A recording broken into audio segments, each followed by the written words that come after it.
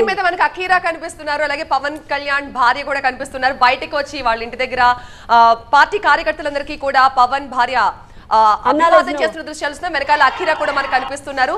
చాలా happy mood లో ఉన్నారు. సేమ్ వాళ్ళ డాడీ ఎలా అయితే చెయ్యి పైకెత్తి పిడికిలు బిగించి చెప్తారో అదే సేమ్ పవన్ కళ్యాణ్ ని అనుసరిస్తూ ఆయన కుమారుడు విజయ సంకేతాన్ని అభిమానులకు చూపిస్తున్న దృశ్యాలు మనం చూస్తున్నాం.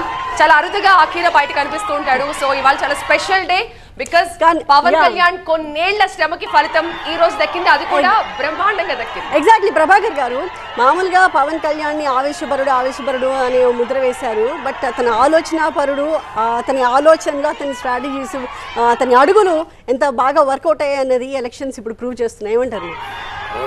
తన పవర్ ని చూపించాడు. ఎగ్జాక్ట్లీ. తర్వాత రెండో అంశము, ఆయన ఆవేశంతో కూడుకున్న ఆలోచన ఉంది.